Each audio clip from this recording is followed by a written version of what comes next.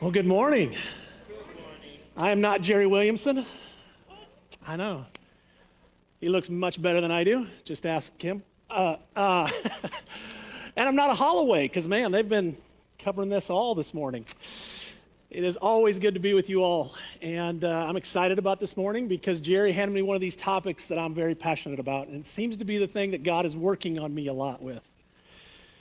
And that is this idea that we want to become fully all in. Not just partially, but fully all in. Now, I don't know about you, but I grew up watching a lot of Westerns. In fact, if you go into my mom's home today, still along her wall will be the whole Louis L'Amour collection. So I didn't just watch Westerns, I read about Westerns. And in those Westerns, inevitably, there's the big poker game where he's going to take on the good versus the bad. This conflict of good versus evil. And at some point there, the main star is going to go all in. Takes all the chips, puts them all into the center, says, I'm ready. I'm all in. And then the showdown occurs. Now, those of you that maybe didn't watch the old Westerns, maybe you got somewhere in there, like the modern version of Maverick. Same kind of idea. There's that one card sitting there, not sure if it's going to be the one he needs, not sure if it's going to win the contest or not. But that one card is right there to determine if the winner is going to win. And we always know who wins. That's the beauty of it. But I like this idea of being all in. Because so often I feel like, am I really?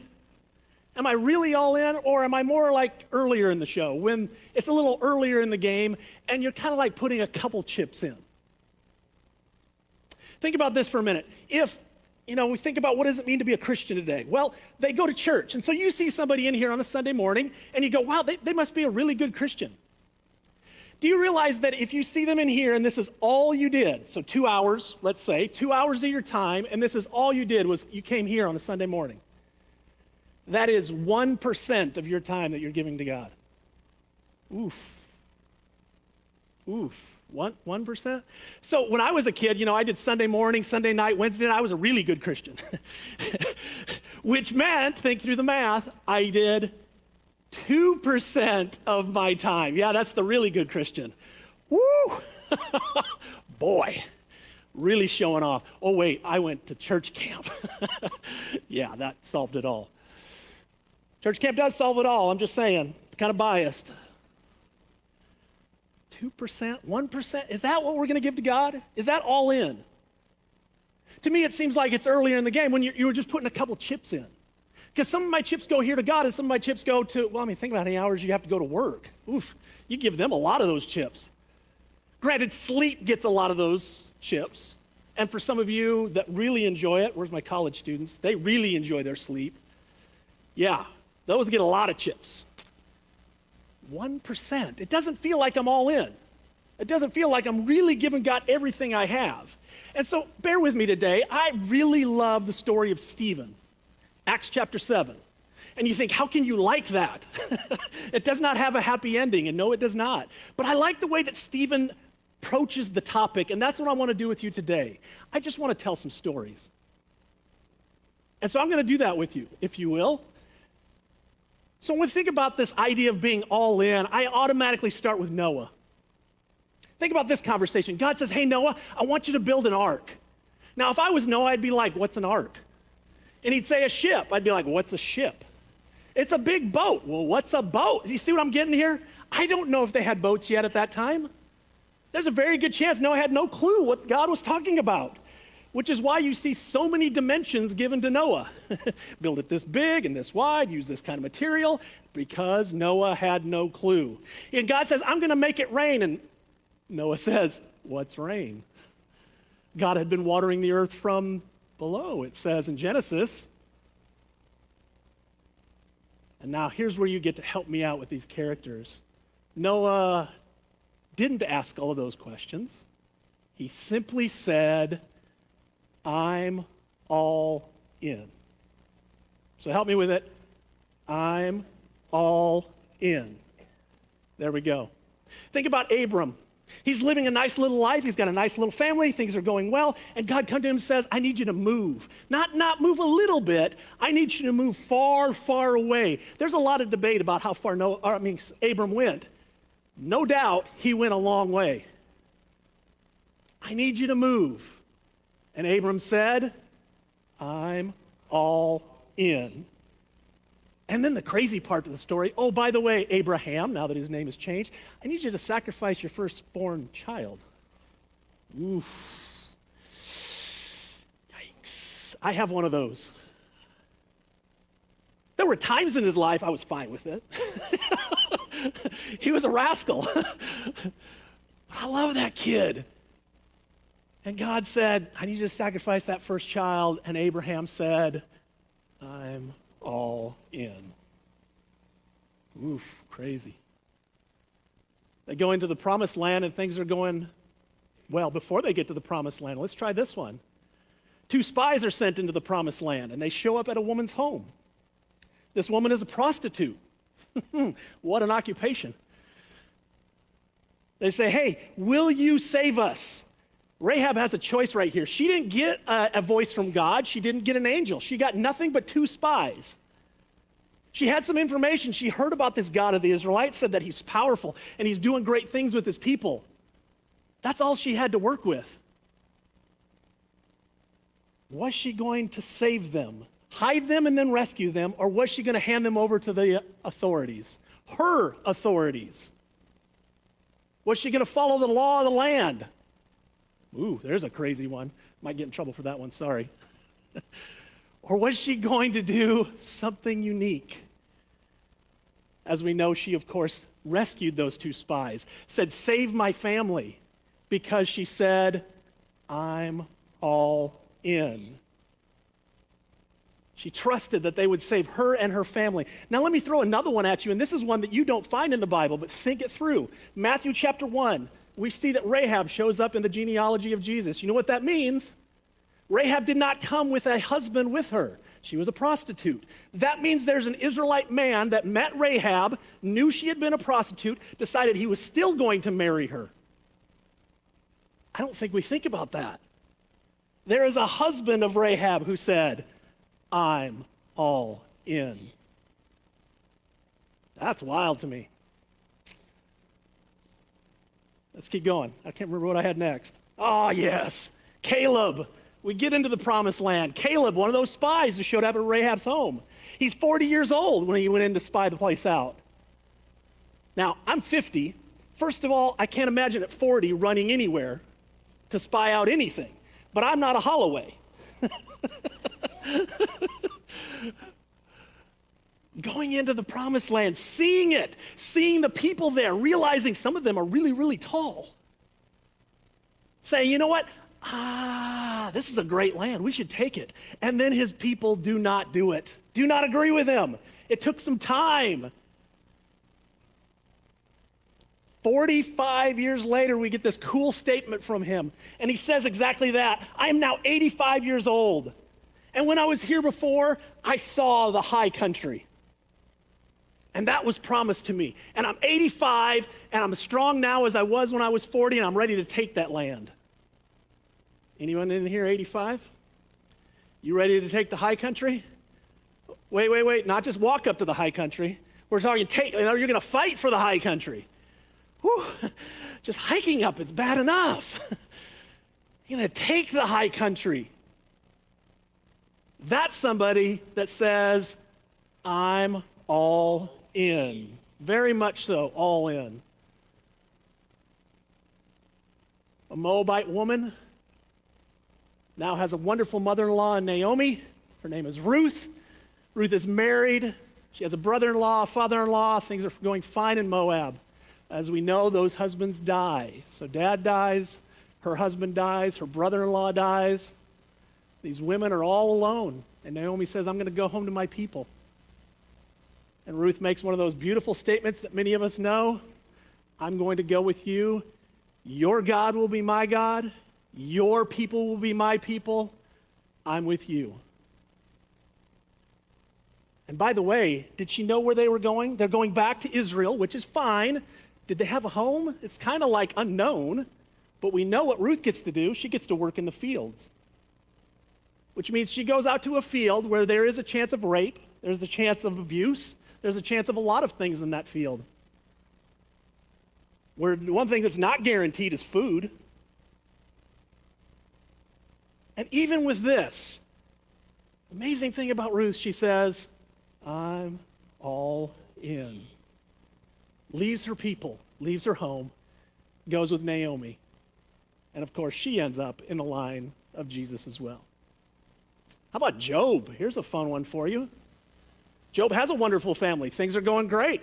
Suddenly that's all taken away from him. His wife is still around, but she's not a lot of help. She said, just curse God and be done with him. But we don't find that Job does that. Now, granted, Job wants to have a conversation with God. There's no doubt about that through the whole thing. But he's not listening to his friends. He's not listening to his friends who are not helpful. There's a lesson in itself.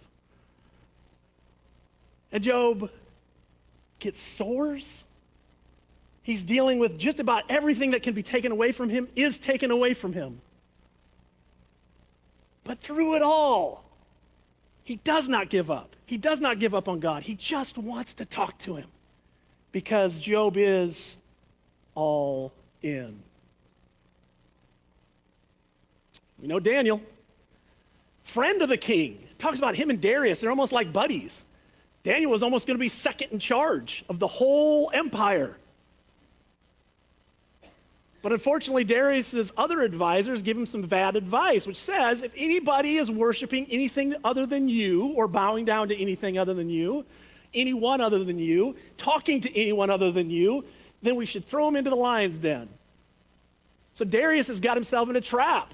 And Daniel, of course, the cool part to Daniel's story is it tells you all the details about what's going to happen to you if you do something wrong. And the very next line is Daniel went to his home and prayed 3 times a day. Flat out, I'm not changing. This is who I am. This is what I believe. Even if it means I get to spend some time with some lions. And we know that's what Daniel gets to do because Daniel is all in. His buddies Hananiah, Mishael, and Azariah, and yes, I'll use those names because those are the Jewish names. I have no idea why we know Shadrach, Meshach, and Abednego. I still have no idea. It is a Jewish book with Jewish people that gave them Babylonian names? Yeah, Babylon? Gave them Persian names, that's what it is, thank you. Gave them the wrong names, really. Hananiah, Mishael, and Azariah. Right now, I'm teaching at a community college. I get to teach New Testament at community college. Blows my mind that I even get to do it. Loving every minute of it. And I have a deaf student in there. And so her interpreter's name is Hananiah. So day one, I was like, your name's Hananiah? You're Shadrach. Guy looked at me like, what are you talking about? I was like, your parents named you, not I. They had a plan. Hananiah, Mishael, and Azariah. Bow down to this large statue. If you do not, we're throwing you into a fiery furnace. There's no doubt. They're not bowing down to that statue. Because Hananiah, Mishael, and Azariah said, I'm all in. As we know, God met them in that fiery furnace, took care of them through that whole fiasco, and now they're part of our history.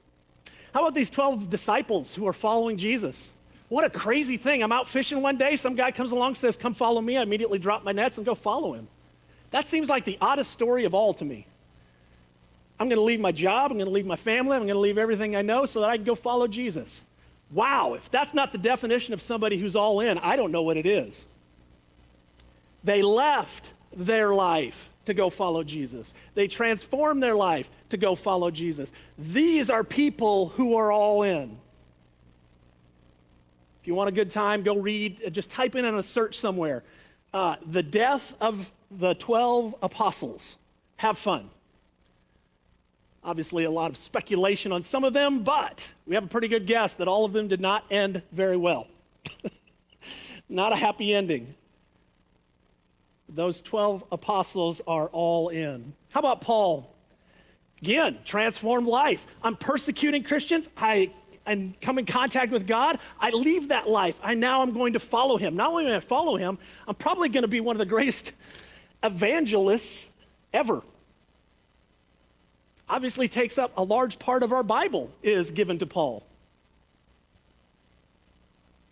A transformed life, very transformed. We know at the end of his life, he spent a lot of time in jail. I don't know about you, but jail to me scares me, which is probably why I'm pretty good. It scares me. That does not seem like a place I want to go. And here's the crazy part is from what I read and know about our current jail system is much better than the one that Paul was in. Yeah, there's still a difference. When we talk jail, we kind of have the modern version. It's got some bad views about it, but the old version, that's a third world country backwood prison right there. That's one you don't want to be around. But Paul said, still with this, I'm all in. We have this weird story of an Ethiopian eunuch. He had traveled to Jerusalem to worship, which is already a weird part of the story. An Ethiopian eunuch is Jewish. Okay? So he ends up in Jerusalem worshiping. And somewhere in the process, either on the way there or on the way back, it seems like on the way back, he's sitting in his chariot reading from Isaiah. Now, when you read scripture at that time, you always read it aloud. It didn't matter if you were in a group or if you were by yourself. You read it aloud. So he's reading aloud, and the Spirit leads Philip to him. And the eunuch says, yeah, I read this, but I need somebody to help me understand it. So Philip and he have a conversation. And the Ethiopian eunuch, we know his statement well here. Here is water. What keeps me from being baptized? Let's do this thing. I'm all in. You know, and we think that's the end of the story, but really here's where I want to take you, because you probably don't know this one. In the 2nd century, one of our early church fathers, his name is Irenaeus. Irenaeus wrote about the Ethiopian eunuch, and he said it is very likely that the Ethiopian eunuch, after this point, went back home. So Irenaeus is writing in the 2nd century. By the 4th century, most of that region was Christian. So there is a very good chance the Ethiopian eunuch is one of the first to take the gospel to Africa. Somewhere between he and Mark is our best guess. And we give the Ethiopian eunuch this much scripture. It's like, whoa, we don't realize how much more to this story happens. This is someone who said, all in. Thank you for joining me on that. I'm not done. Let's go a little more modern. Anybody know who this person is? Probably don't. Probably never seen her before in your life. I know you know who she is because somewhere in the course of your childhood, you sang one of her songs. This is Fanny Crosby. Fanny Crosby is an interesting one to me because, well, here you go. Born in Brewster, New York, blinded as an infant due to a doctor's error. God gifted Fanny with an excellent memory. By 10, she could recite the first 4 books of the Old Testament. Whoa. Yeah, she's a Jewish boy. That's what they did. They memorized the Torah. Along with that, here you go. She could also recite the Gospels. Oof, that's a memory. I can't even remember where I left my shoes. Fanny went on to write over 8,000 hymns and gospel songs over 51 years. She is known as the queen of the gospel songwriters. Crosby was also a missionary, a teacher, a poet, and an author, having published 4 books of poetry and 2 autobiographies. Fanny Crosby said, I'm all in. Joni Tada, born 1949, was only 17 when a diving accident left her quadriplegic. She sank into deep depression, struggled with thoughts of suicide, and began to doubt God, but God did not give up on her. He lifted her from the depths of despair to the point where she decided to write a story about her life. It's titled Joni, if you want to find the book. Her 1976 best-selling autobiography. In 1997, Joni established Joni and Friends, an organization that is dedicated to accelerating Christian ministry in the disabled community. She has served hundreds of thousands of people. Joni has written more than 40 books on the subjects of disability and Christianity. Joni said, I'm all in. all in. Antoinette, tough, was depressed and hurting when she showed up for work on August 20th, 2013. She worked at Ronald E. McNair School in Atlanta. Her husband of 33 years had recently left her, so she was also dealing with some depression as well as being a very single mom. Michael Hill barged into that school at 1 p.m., intent on killing people. But instead, he encountered Antoinette. Antoinette used the power of God's love to save 1,000 students, a staff, as well as Michael Hill. See, what she realized is Michael Hill was dealing with bipolar disorder, and he was off his meds. She was compassionate, she was caring, she took time to listen to him. She finally convinced Michael to let the police come and take him to the hospital and to surrender peacefully. Tuff later told CNN, God has a way of showing you what's really in you.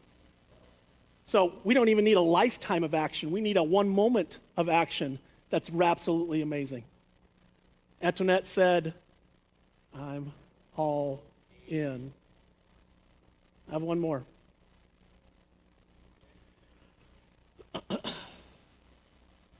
Built in 1921, this 3-level dwelling is part of a ministry that's provided soft beds, warm hugs to thousands of people at the Mayo Clinic. This ministry, called Hands of Compassion, because it involves more than housing, grew out of Rochester Church of Christ members opening their own bedrooms and basements to frequent out-of-state visitors. Members were taking random strangers into their houses just because they happened to be sick, and they were going to the Mayo Clinic. The full-time chaplain of Hands of Compassion said they were doing this week in and week out, over and over again. Launched in 1985, Hands of Compassion expanded with the opening of a second, more modern House of Compassion in 2007. An example of a whole church that has got together, looked at their community, looked at the need, and said, we're all in. I like to be motivated. I like to hear these stories, these people who have done something great. When I hear them, I think, what can I do?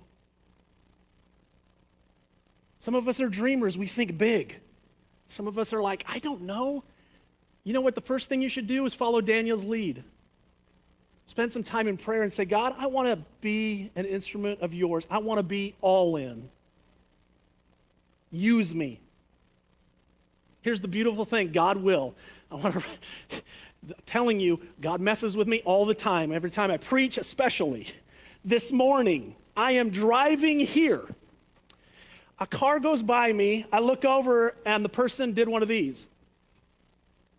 And I thought, do I know this person? They slowed way down, went back behind me, and they waved as they went. I'm going, who is this person? I don't recognize them. I'm on Highway New 21. Person came back up next to me again, waves, looking right at me. I'm looking right at them. I have no clue. He goes like this.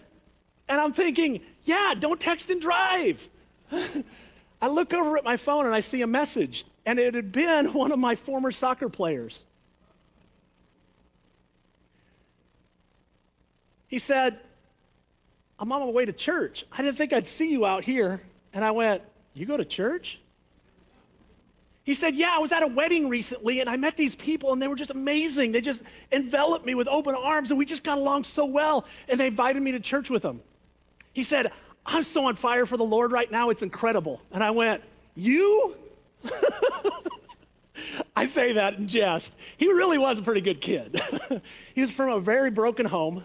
I pretty much had mom as all he had to work with and an older sister. And really, I really liked the kid. And I looked over, I had to send him back. I was like, first of all, I'm going to call you. So I called him instead of texting because I'm 50 and I can't text and drive like 20-year-olds. Because he's got to be, I think, 23. So I called him and I said, first of all, I didn't even recognize you. You have grown up a lot. I mean, he was this little guy, red hair. I looked over and this was like a, not as red hair, adult. But he said, yeah, I'm completely sold in. The Spirit is moving. I'm on fire for God. And I said, where do you go to church? And he said, the Church of the Word in Fenton. I went, okay, I'm going to go check it out sometime. I want to see what this place is. He said, yeah, we meet at about 10:30, and we're there almost the whole day. We have lunch together, and we meet together, and we worship together, and we do all this time together. And I went, oh, I like that. So you're telling me you're giving a larger piece of some of the chips. You're going all in. And hearing him, I was like, this kid is all in. And by the way, I know he's 23, but I'm 50. He's still a kid to me. And he's one of my soccer players, so he's still my kid. I loved it. Thank you, Lord. I was like, this is amazing. This is exactly what I'm talking about. And that's what I want for you, and then I want you to pass on to someone else. Older people, do you not realize what a great blessing you are if you would just simply open your arms to somebody younger? I have 2 sets of remarkable grandparents that we have no blood relation. Merlin and Louise Payne, which many of you know. They took me under their wing long ago, and they are forever my parents. I say grandparent, they're that weird, like, whatever. Leonard's older than me, he's old. I have a second set now. The Henleys, Marlon and Carolyn at Maryland Heights. They're connected to camp. They love a lot of the stuff down there. I go to their place for holidays. Why? Because we're family. Here's how it works.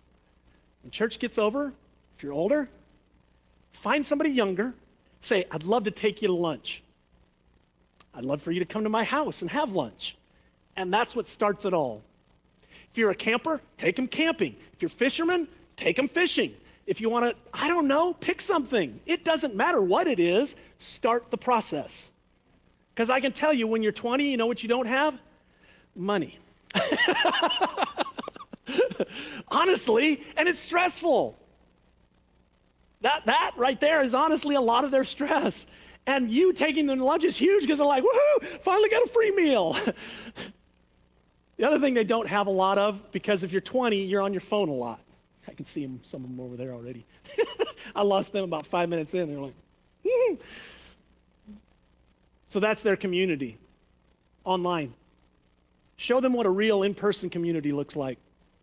One that gives them hugs, one that cares about them, shows up at their school plays if they're still in school, shows up at whatever they have events going on.